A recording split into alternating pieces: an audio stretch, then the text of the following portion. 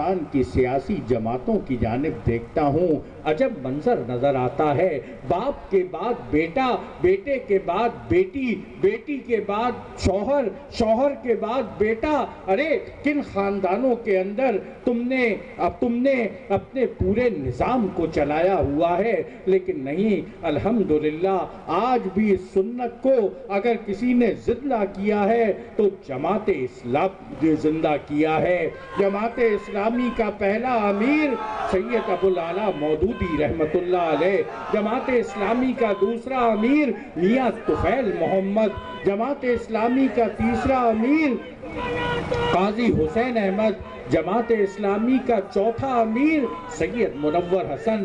ان سب کے درمیان باپ اور بیٹے کا کوئی رشتہ نہیں ہے۔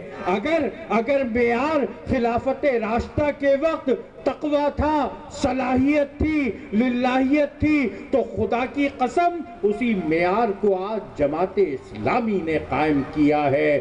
سنت مصطفیٰ صلی اللہ علیہ وآلہ وسلم، اور یہی نظام ہے کہ جو امن دے سکتا ہے، چین دے سکتا ہے، سکون دے سکتا ہے۔ لیکن بات کو اور آگے بڑھاتا ہوں، وہ کہتے ہیں استثناء حاصل ہے، وہ کہتے ہیں عدالت میں پیش نہیں ہوں گے، وہ کہتے ہیں چوری کی رقم تم ہمارے پیٹ سے نہیں نکال سکتے ہو۔ میں پاکستان کے عوام سے پوچھنا چاہتا ہوں کہ وہ ایک پیغام سناتے ہیں، لیکن نہیں، میرے نبی کی سیرت ہے، ایک دوسرا پیغام میرے سامنے موجود ہے کہ نبی اکرم صلی اللہ علیہ وآلہ وسلم شدید بخار کی کیفیت میں ہیں، 2 دن مسجد نبوی تشریف نہیں لا سکے ہیں۔ تیسرا دن آیا ہے، حضرت علی کرم اللہ وجہ، حضرت طلحہ رضی اللہ تعالی عنہ ان کے کاندھے پر ہاتھ رکھے ہوئے سہارے کے ساتھ مسجد نبوی میں داخل ہوتے ہیں، نماز کھڑی ہو چکی ہے، سیدنا ابو بکر صدیق رضی اللہ تعالی عنہ نماز کی امامت فرما رہے ہیں، قدموں کی چاپ سن کر پیچھے ہٹنا چاہتے ہیں، اللہ کے رسول صلی اللہ علیہ وآلہ وسلم اپنے ہاتھ سے ان کو قائم فرما دیتے ہیں۔ سیدنا ابو بکر صدیق رضی اللہ تعالی عنہ افضل البشر بعد الانبیاء بالتحقیق کہ نبیوں کے بعد روئے زمین پر کوئی بلند ترین آدمی آیا ہے تو سیدنا ابو بکر صدیق رضی اللہ تعالی عنہ ہیں۔ لیکن میرے دوستو، میں تو کہہ رہا تھا کہ جب وہ آگے بڑھ کر امامت کرواتے ہیں، نماز مکمل ہوتی ہے، اللہ کے رسول صلی اللہ علیہ وآلہ وسلم سارے صحابہ ان کی جانب دیکھ رہے ہیں، ان سے پوچھنا چاہتے ہیں بخار کی کیسی کیفیت ہے، آپ کی تکلیف کا کیا عالم ہے، لیکن اللہ کے رسول صلی اللہ علیہ وآلہ وسلم ہاتھ کے اشارے سے سب کو بٹھا دیتے ہیں، سب بیٹھ جاتے ہیں۔ نبی اکرم صلی اللہ علیہ وآلہ وسلم ان سے کہہ رہے ہیں کہ لوگوں، میں نے زندگی کے 63 سال تم سب کے درمیان گزارے ہیں، میں نے اگر تم میں سے کسی کو تکلیف پہنچائی ہو، کسی کو ایذا دی ہو، کسی کو پریشانی میں ڈالا ہو، کسی کے لیے مشکل کھڑی کی ہو، میں آج تمہارے سامنے موجود ہوں، میں تمہارے سامنے ہوں، تم اپنا بدلہ لے سکتے ہو۔ کیسی عجیب و غریب بات کہی جا رہی ہے۔ میرا نبی آرٹیکل 248 کی بات نہیں کر رہا، جاننے والے جانتے ہیں، بعض از خدا بزرگ توئی قصہ مختصر، لیکن نبی اکرم صلی اللہ علیہ وآلہ وسلم اپنے آپ کو احتساب کے لیے پیش کر رہے ہیں، اور آپ کہہ رہے ہیں کہ میں نے اگر تم میں سے کسی کو تکلیف پہنچائی ہے تو وہ اپنا بدلہ لے سکتا ہے۔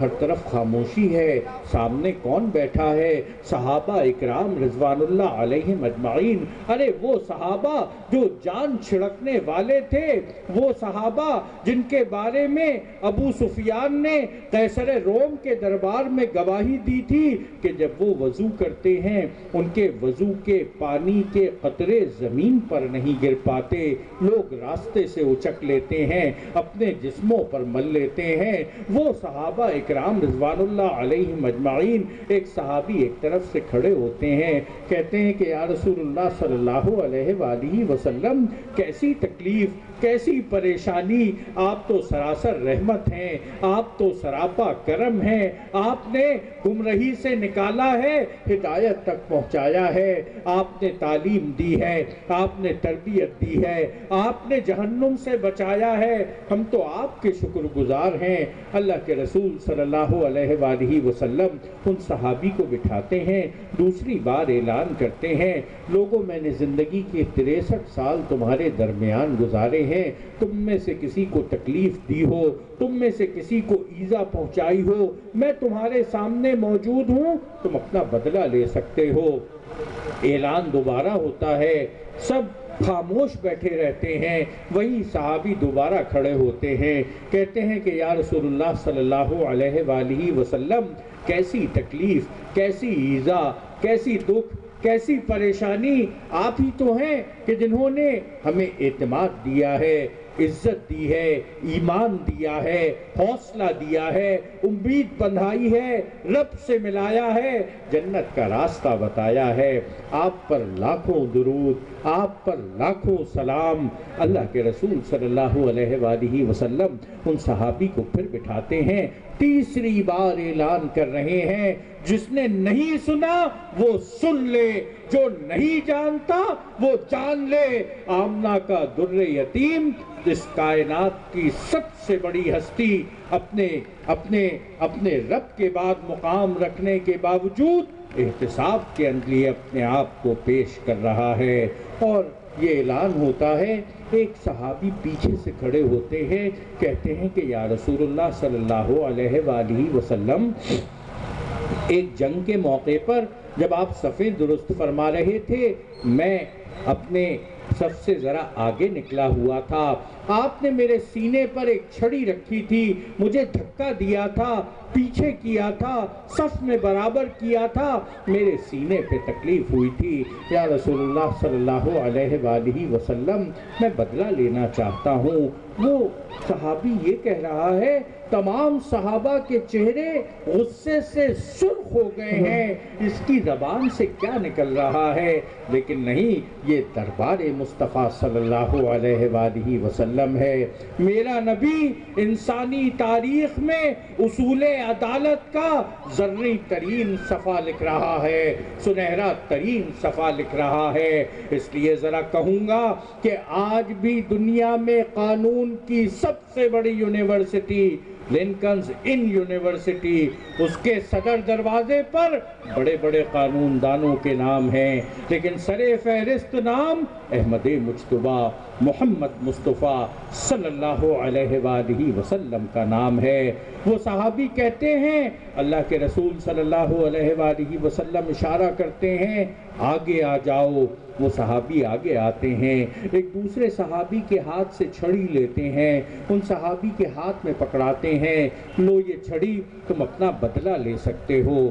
وہ صحابی کھڑے ہو جاتے ہیں، کہتے ہیں کہ یا رسول اللہ صلی اللہ علیہ وآلہ وسلم، جب آپ نے میرے سینے پہ چھڑی رکھ کے مجھے دھکا دیا تھا، میرے جسم پر کرتا موجود نہیں تھا، آپ کے جسم پر تو کرتا موجود ہے۔ عدل کا تقاضا یہ، انصاف کا تقاضا یہ کہ اپنا کرتا اتار دیجئے۔ صحابہ اکرام رضوان اللہ علیہم اجمعین سن رہے ہیں اور سوچ رہے ہیں، اللہ کے رسول صلی اللہ علیہ وآلہ وسلم بخار کی کیفیت میں ہے، اس شخص کو کیا ہو گیا ہے؟ چاہتے تو یہ تھے کہ اس کی تکہ بوٹی کر دیں، لیکن نہیں، نبی اکرم صلی اللہ علیہ وآلہ وسلم کا دربار، ان کی مجلس، اور وہ دنیا کے اندر انسانیت کو عدل سکھا رہے ہیں۔ وہ صحابی کہتے ہیں، اللہ کے رسول صلی اللہ علیہ وآلہ وسلم اپنے کرتے کو اتار دیتے ہیں، وہ صحابی آگے بڑھتے ہیں، مہر نبوت کو چوم لیتے ہیں، اپنے کرتے کو چاک کرتے ہیں، اپنے سینے کو آپ کے جسم سے مس کرتے ہیں، کہتے ہیں کہ یا رسول اللہ صلی اللہ علیہ وآلہ وسلم، کیسی تکلیف، کیسا ظلم، کیسی زیادتی، یہ تو تدبیر تھی۔ مہر نبوت کو چومنا چاہتا تھا، آپ کے جسم اطہر سے اپنے جسم کو مس کرنا چاہتا تھا۔ میرے دوستو، رہنمائی تو وہاں پر موجود ہے، راستہ تو وہاں پر نظر آ رہا ہے، اور آج ہم نے اس راستے کو بھلا دیا ہے۔ کیسی عجیب بات ہے، امریکہ کے اندر ایک چھوٹا سا جج اوباما کو اپنی عدالت میں بلا سکتا ہے، لیکن پاکستان کے اندر سپریم کورٹ کے جج کے حکم پر عمل درآمد نہیں ہوتا، اس لیے کہ ہمارے یہاں وزیر اعظم اور صدر قانون سے بلندتر ہیں۔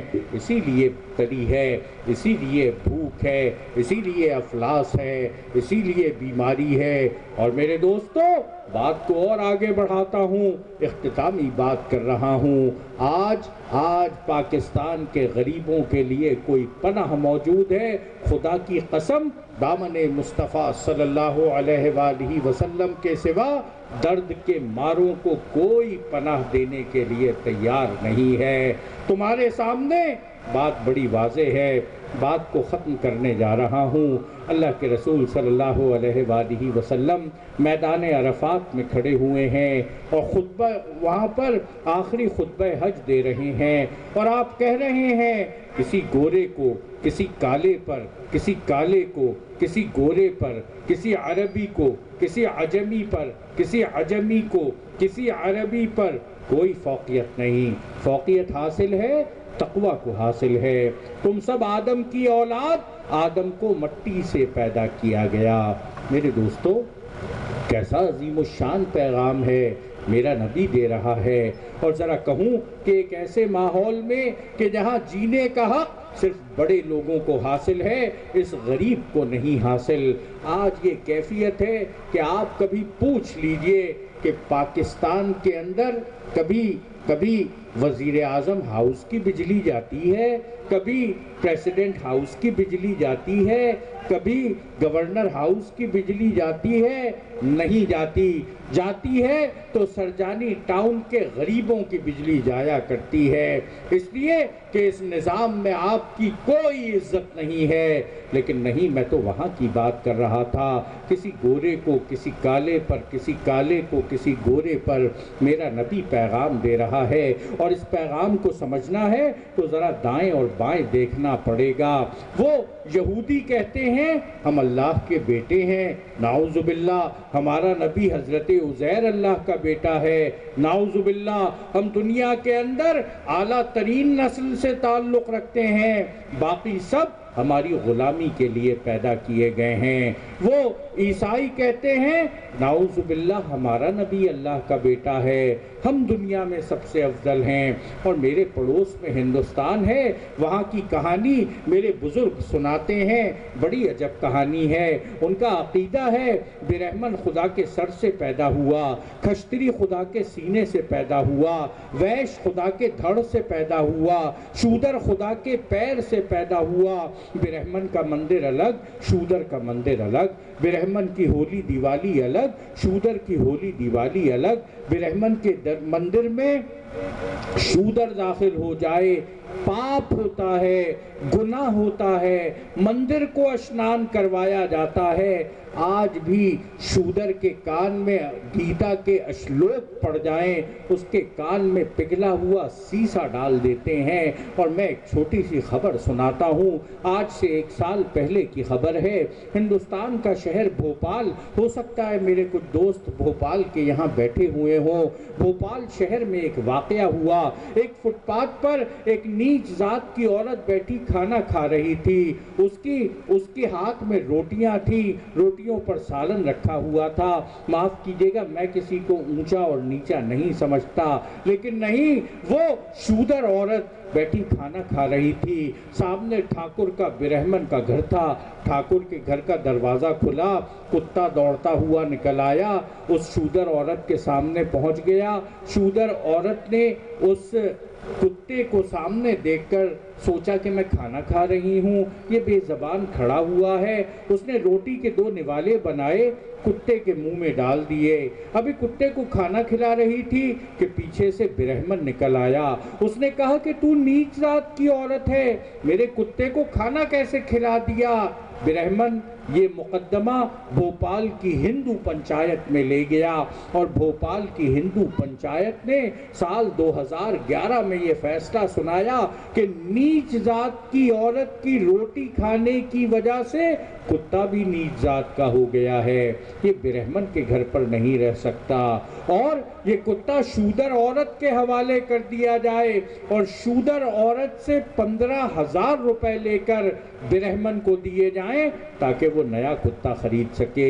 میں نے یہ واقعہ پڑھا، میں سوچتا رہا کیسے ظالم ہو تم کہ نیچ ذات کی عورت کی روٹی تو نیچ ذات کی ہوتی ہے، کتا بھی کھا لے تو نیچ ذات کا ہو جاتا ہے، لیکن نیچ ذات کی عورت کا روپیہ نیچ ذات کا نہیں ہوتا، برہمن کے پاس پہنچ جائے وہ اونچی ذات کا رہتا ہے۔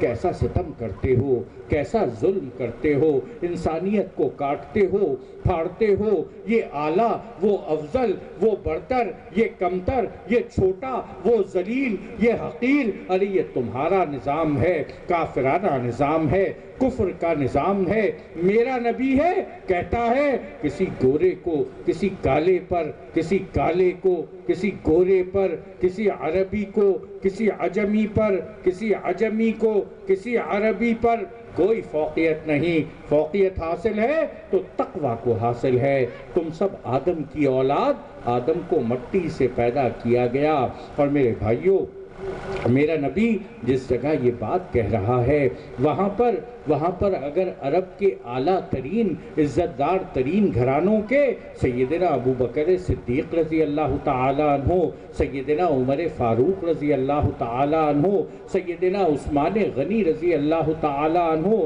سیدنا حضرت علی کرم اللہ وجہ موجود ہیں، تو اسی جگہ پر سیدنا بلال حبشی رضی اللہ تعالیٰ عنہ، سیدنا سلمان فارسی رضی اللہ تعالیٰ عنہ، سیدنا صہیب رومی رضی اللہ تعالیٰ عنہ، سیدنا خباب بن الارت رضی اللہ تعالیٰ عنہ، جو غلام تھے لیکن ان غلاموں نے نبی اکرم صلی اللہ علیہ وآلہ وسلم کا کلمہ پڑھا، اور حقیقت تو یہ ہے کہ ان کے جو غلام ہو گئے وقت کے امام ہو گئے، اور نبی اکرم صلی اللہ علیہ وآلہ وسلم کی اونٹنی پر جس سے آپ خطاب فرما رہے تھے غلام ابن غلام اسامہ بن زید موجود۔ نعرہ تکبیر، نعرہ تکبیر، میری جان جماعت رب العالمین آپ سب پر اپنی رحمتیں نازل فرمائے۔ جس طرح ذکر مصطفیٰ صلی اللہ علیہ وآلہ وسلم کی اس محفل کو اندھیروں کے باوجود آپ نے رونق بخشی ہے، اللہ تعالیٰ آپ کے گھر میں اپنی برکتوں سے اسی طرح رونق فرما دے، اسی طرح اجالا فرمائے۔ اللہ تعالیٰ آپ کی تمام دعائیں قبول فرمائے۔ بات مدینے کے ماڈل کی ہو رہی ہے کہ ایک صاحب مجھ سے پوچھنے لگے اے مدینے کا ماڈل کیا ہوتا ہے؟ میں نے کہا کہ جی ہاں، پاکستان کے اندر آج مدینے کا ماڈل نظر نہیں آتا۔ یہ جماعت اسلامی کہتی ہے ہم پاکستان میں مدینے کی ماڈل ریاست قائم کریں گے۔ لَقَدْ كَانَ لَكُمْ فِي رَسُولِ اللَّهِ أُسْوَةٌ حَسَنَةٌ، اس آیہ مبارکہ کہ جو سورہ احزاب کی آیت ہے، اس آیہ مبارکہ میں نبی اکرم صلی اللہ علیہ وآلہ وسلم کے اس ماڈل کا تذکرہ کیا گیا ہے۔ اے ایمان لانے والو، نبی اکرم صلی اللہ علیہ وآلہ وسلم کی زندگی میں تمہارے لیے بہترین نمونہ موجود ہے۔ کون سا نمونہ؟ کیسے چلتے تھے، کیسے پھرتے تھے، کیسے کھاتے تھے، کیسے پیتے تھے، کیسے اٹھتے تھے، کیسے بیٹھتے تھے، معاملات کیسے کرتے تھے، لیکن نہیں، اس سے آگے بڑھ کر ریاست کو کیسے چلاتے تھے، انتظام حکومت کیسے سنبھالتے تھے۔ اور قرآن مجید کی آیات کو سمجھنے کے لیے مفسرین نے ہمیشہ یہ کہا کہ جس موقع پر آیہ مبارکہ نازل ہوئی، جسے تفسیر کی زبان میں شان نزول کہا جاتا ہے، شان نزول کی بڑی اہمیت ہے۔ یہ آیہ مبارکہ نبی اکرم صلی اللہ علیہ وآلہ وسلم پر اس وقت نازل ہوئی ہے جب آپ غزوہ احزاب، غزوہ خندق کے اندر موجود تھے، دشمن چاروں طرف سے حملہ آور ہو گیا تھا، اور سیدنا سلمان فارسی رضی اللہ تعالی عنہ کے مشورے پر فیصلہ ہوا تھا کہ مدینے کے ایک جانب کہ جہاں پر میدانی علاقہ موجود ہے وہاں پر خندق کھودیں گے۔ خندق کھودی جا رہی تھی، اللہ کے رسول صلی اللہ علیہ وآلہ وسلم خود خندق کھودنے میں پوری طرح محنت کر رہے تھے۔ آپ نے زمین کا حصہ بھی کھودا، اپنے کاندھے پر مٹی بھی اٹھائی۔ ارے کیسے عجیب بات ہے، آج پاکستان کے اندر ساری مشکل غریبوں کے لیے ہوتی ہے، امیروں کو صرف چین اور سکون ملا کرتا ہے۔ میرا نبی دونوں جہانوں کا بادشاہ